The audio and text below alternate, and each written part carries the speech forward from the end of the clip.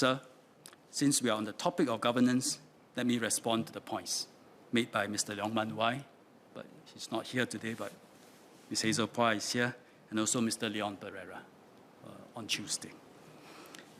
Mr. Leong Man Wai alleged that the PSP's concerns and questions were often dismissed by the PAP government, and there were occasions where the PSP was painted as, I quote, xenophobic, nativist, and racist, unquote. The government has always acknowledged the concerns raised by various members of the House, including by the PSP members. This includes Singaporeans' anxieties about jobs and competition in a globalized and fast-changing economy, affordability and accessibility of HDB flats, etc. We've always acknowledged those problems, and it's raised by all members of the House, regardless of your party. And we are working hard to adjust policies and make deliberate efforts to address these issues. But I hope Mr. Leong will also acknowledge the serious concern we have in the way he raises and debates issues. I was personally involved in a couple of these issues. This House would recall we had a debate on SICA, our FTA with India. That was July 2021. Running up to the debate, there was much demonizing of SICA, that it allowed unfettered entry of Indian nationals into Singapore. The discourse took a worrying racial undertone. As a former FTA negotiator, I asked that, can I deliver a ministerial statement in this House? And that was July 2021. I acknowledged the concern among Singaporeans on jobs and livelihoods. I explained to the House how an FTA worked, in particular the chapter on movement of natural persons, and how SICA preserves our right to immigration policies and setting work pass conditions for foreign nationals who want to work in Singapore. I also had a fairly long exchange with Mr. Leong. But when Mr. Leong filed a motion on foreign talent policy in September 2021, 2 months later, after the ministerial statement debate, he continued to refer to SICA as a cause for widespread anxiety among Singaporeans on jobs and livelihoods, and did little to reduce the raw emotions and misimpressions on SICA that had been stoked. It was as if my ministerial statement and explanation in July 2021 did not take place. I recall during that motion debate, he eventually conceded that some people would think that his statements on SICA had racial undertones against the Indian community. Then in January 2022, Mr. Leong made an allegation that teachers in MOE were treating vaccinated and non-vaccinated students differently. I was MTF chair and I got quite worried whether our vaccine differentiated SMMs had somehow inadvertently been imposed on young children. And because this was a serious allegation, Minister Chan Chun Sing stood up and asked for details. Mr. Leong then clarified his information source was a Telegram chat and there were no details. All of us, including Mr. Leong, PSP, and everyone in the House, we know that race issues can be played out, especially in multiracial Singapore. We can debate, we can spar, but we should not pit one group against another, over and over again, always looking to tear at the seams of our society. And if we keep doing that, it will sow disunity and divide our society. In multiracial, diverse Singapore, our harmony is hard-earned. Let's not take it for granted. In fact, let's be very careful to preserve it. Mr. Leon Perera had asserted that government tries to push a single dominant narrative without regard to the alternatives raised by the WP. I think it cannot be true. If not, we would not be having such extensive debates on so many issues in this House and hearing out each other. Further, every political party will have its own dominant narrative based on its manifesto, based on its values. PAP has it, WP has it. It is part and parcel of political contestation. Many MPs, including WP MPs, have raised many ideas in this House. You have. We welcome them, and where appropriate, we take those ideas in while formulating or reviewing our policies. And where we have a different view, we will explain why. I would say that many of the ideas raised in this House, including by the WP, are not fundamentally at odds with existing policies. They build upon the policies that we already have and make them better, cover more areas. Sometimes they are shades of the same policy, and we need not exaggerate their differences. In the case of preventive healthcare or carbon tax, WP's proposals are actually similar to the government's policies. Very often, WP as opposition wants more of what is already being done. Whatever the government proposes, ask for more. So here is one difference between our two parties. I don't think it's a major one, and it's again part and parcel of political contestation. But a fundamental difference arises when it comes to WP's ideas for the budget. Why is that so? Because to do more, one has to spend more, and one has to say where the money is coming from. However, the WP never supported the GST system. So an alternate budget without the GST simply cannot work and is not a viable alternative. The sums just don't add up. You cannot give up a major source of revenue and yet want to spend more in so many areas. I'm new to this subject. I may have misunderstood WP's position. Perhaps it has changed its long-held position and now accepts that GST is needed, but merely objects to the increase from 7% to 9%. Then to make up for the loss of 2 percentage points of GST revenue, the WP has proposed, amongst other things, changes to the NIRC formula. So instead of drawing half of NIRC for government spending, WP proposes to draw a higher amount, 60%, or higher percentage at 60%. The PAP government will not agree to it, and this is a fundamental difference too, because it has to do with our beliefs and our values. We debated this issue in the budget debate last year, and DPM Wong has explained the government's position. Let me try explain again, but now using a little bit of my own words. Our view is that the reserves belong to all generations of Singaporeans, current and future. Even though they are not born, they cannot vote, and their voices have yet to be heard. As responsible stewards, we will nevertheless safeguard their welfare and interests. To achieve this, the current formula is deliberately designed to divide the NIRC equally, half for current generation to spend, and the other half adds to the savings for the future. A half-half apportionment is a formula that is simple, is fair, and I think is wise. It is very tempting, even seductive, to say let's shift half-half to 60-40. But we debated and enshrined the fiscal rules in our Constitution not that long ago. We should not, at the first sign of need, push for changes in the rules just to take the easy way out. We should hold on to the equal apportionment principle for as long as possible. This is good stewardship, and it's the PAP's position, and that's why there is a fundamental difference here.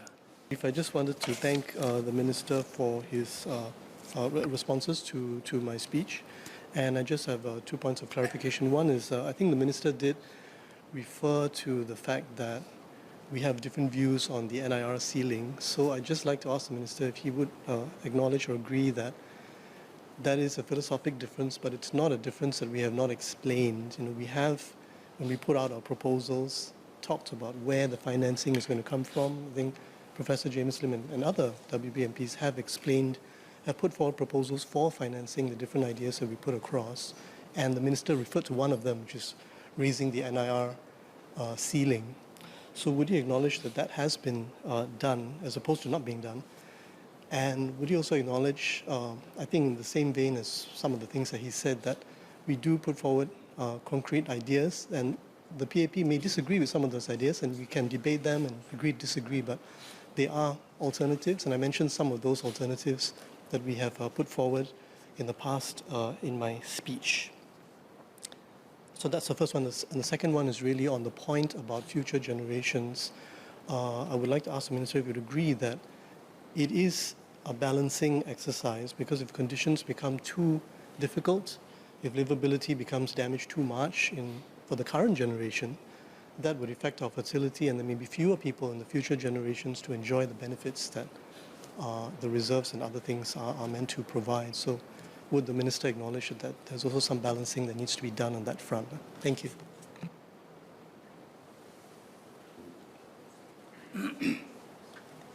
Let me address the second issue of balancing. And of course, DPM Wong is the Finance Minister. I'm expressing my view. I think the balance is best struck when it's 50-50 with equal apportionment. If I may, Speaker, there is a Hokkien song, right? You know, if you divide things half, you preserve the relationship, you preserve the peace, right? And the song didn't go no, it doesn't say if you had 60%, you get 40%, you preserve the peace. No, there is wisdom to half-half. There's I don't know if members remember when we were young, there's this proverbial story of the fox dividing the meat amongst two parties, and he deliberately tear it 60-40. The one who get the 40% meat protested, they said the other piece is bigger. So the fox took a bite of the 60% piece, he deliberately took a bigger bite, and then it got reversed. The other one who got smaller said that the other piece is bigger. And the fox kept taking bites until in the end, he got nothing left. I remember that lesson, not because it's an interesting story, because at a formative age, that was to me a lesson in values. It wasn't a lesson in reducing the growth of meat consumption for the long time, for the long term, but it is about how we preserve peace sometimes, and it's 50-50 is sometimes the best and the most wise way of doing so. And that is our position.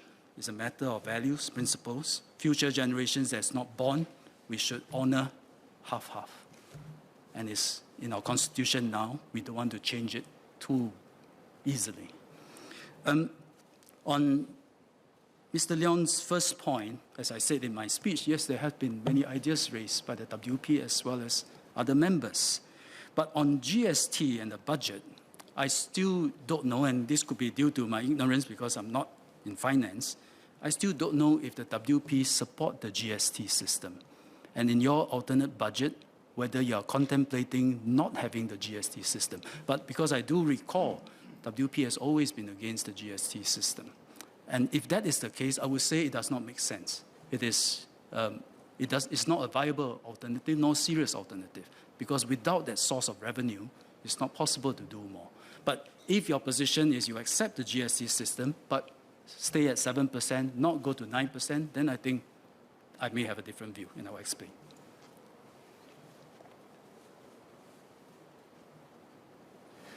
As I was saying, propose to take a break now and suspend the sitting, and we'll take the chair at... Speaker, I had a question.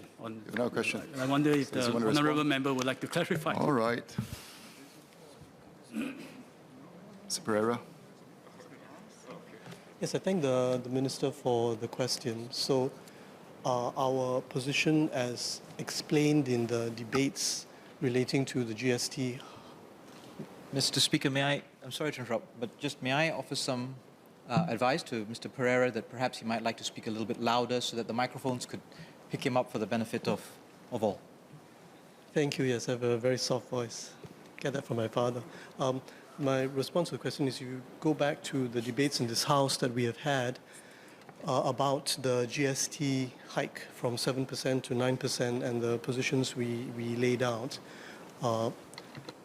The position that we have adopted, at least from that time, which I believe was 2018, is that we accept the reality of a GST at 7% because the amount of revenue that is generated by 7% GST is so substantial and has become such a structural part of the government revenue mix that to once to bring that down to zero would involve too many other trade-offs. So we do accept that the GST at 7% is something that we do not oppose, but we oppose the hike to 8% and 9%.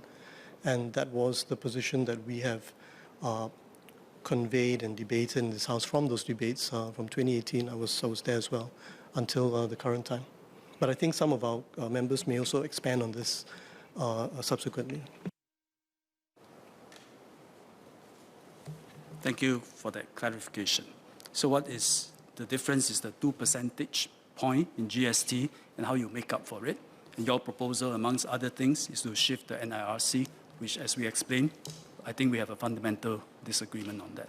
But may I say this, Speaker, that we can debate the issues, we can point out where are shades of differences, where are the areas where PAP government say we do this and WP or opposition say let's do a bit more, and where are the areas with fundamental differences.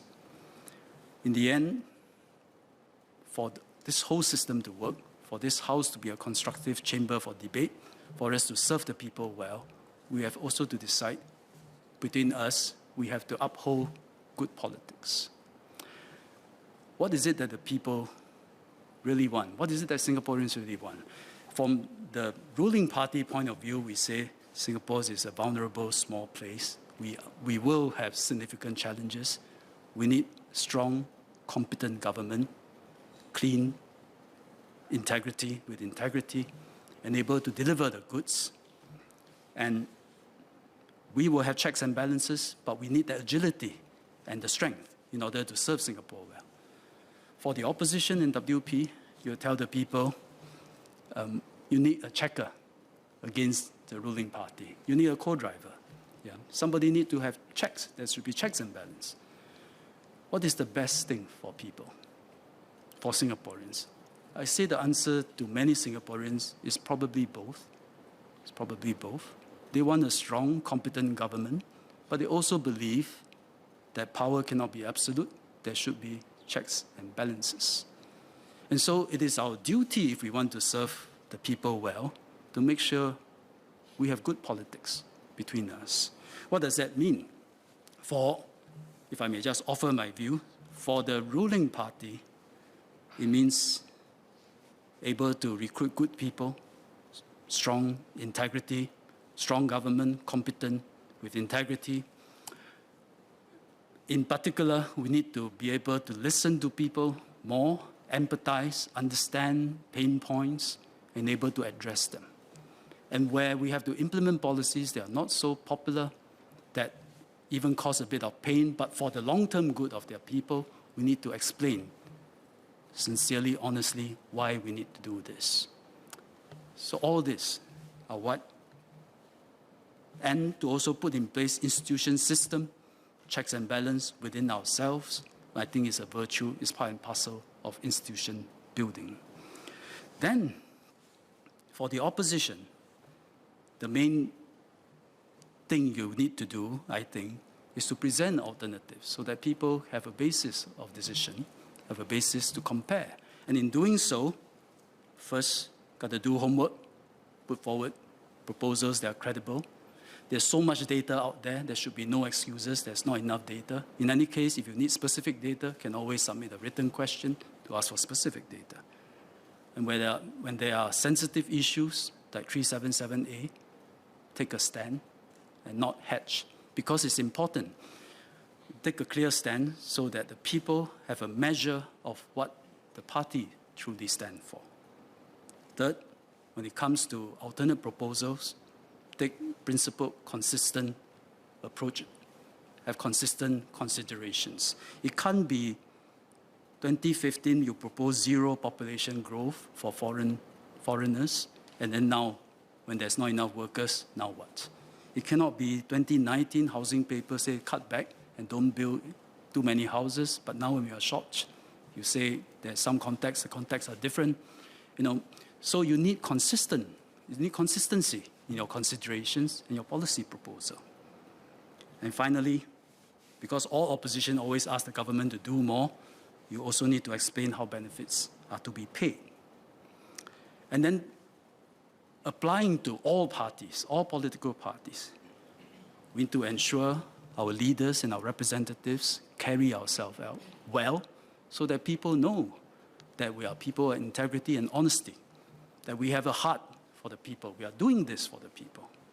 And then there will be moments of truth when bad things happen, members misbehave, or something illegal got uncovered within the party. How we handle them, these are moments of truth.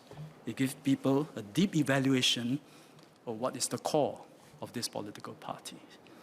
So this is what I feel all of us need to do to ensure there's good politics that serve the people. We are opposing parties, we are contesting. A lot of words are said, it's part and parcel of political contestation. But in many ways, we are also working together. At a time when the political landscape of Singapore is evolving, the people want good, strong government, but yet they want checks and balance and opposition. Every election, they are thinking through what is the equilibrium. And so the situation is evolving. We are contesting, but we are also working together to find the equilibrium for Singapore. I share what I think we need to do to uphold good politics, because then we will serve the people well. Thank you. Cesar Pua.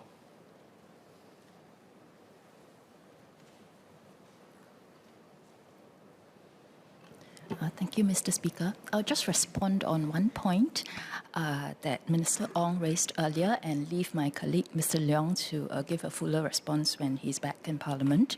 And that is the point on the about targeting a particular race.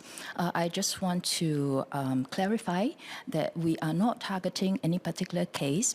At the debate, at the motion on foreign talent policy, what we did was to point out that the growth rate of our foreign manpower from a particular nationality is growing at a much faster rate than other nationalities, and that is factual.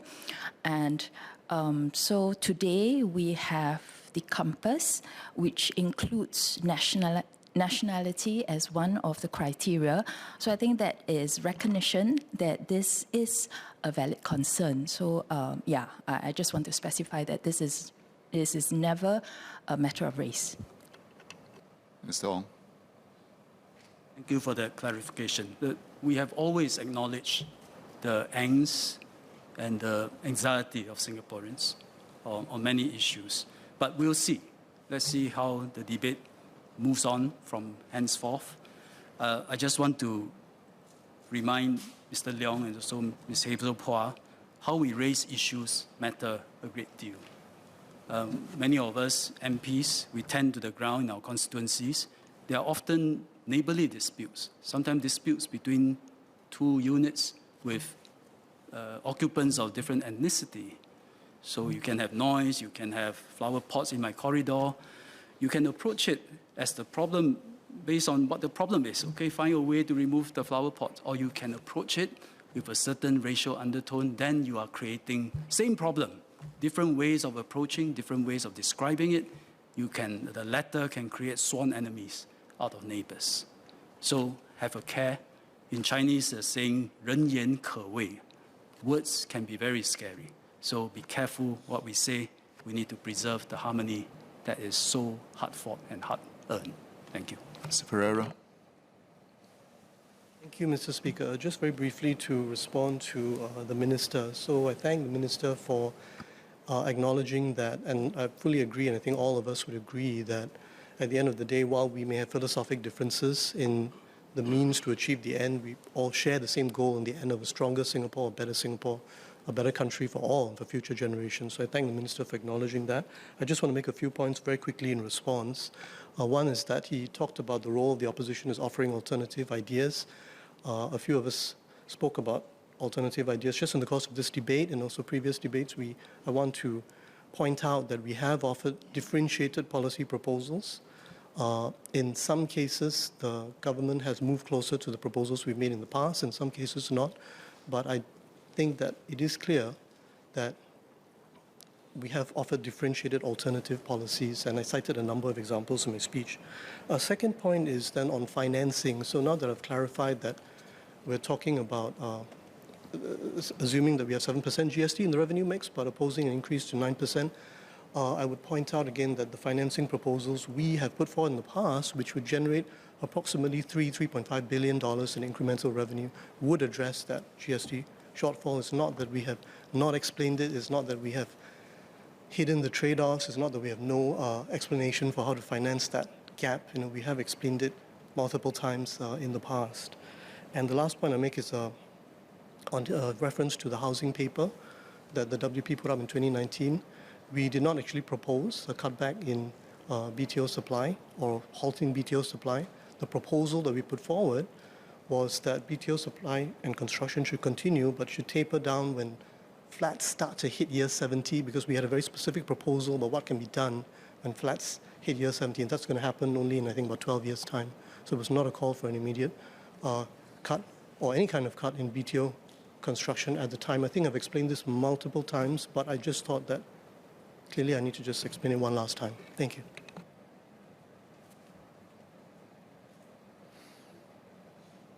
I also explained my side one last time. So as I mentioned, substantively what matters to Singaporeans? They want to see what is the difference in policies between the two parties. And as I summarized just now, actually there's a lot of policies that we actually are on the same page.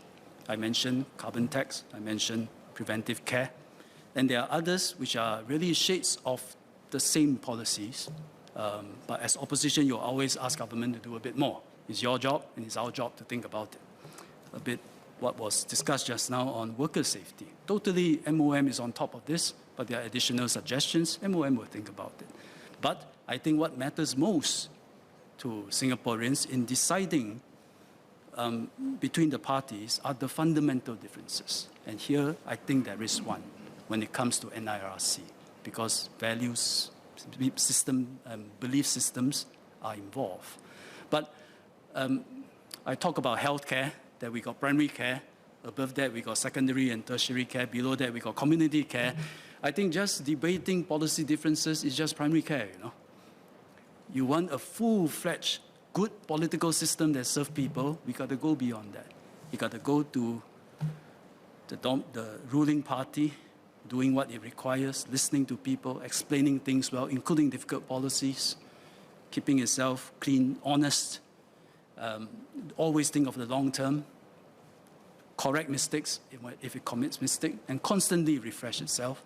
And for the opposition party, do its homework, don't say no data is an excuse, take a stand, even on sensitive issues, such as 377, and take principled, consistent approach to your policies, and for all of us, and explain how benefits are to be paid.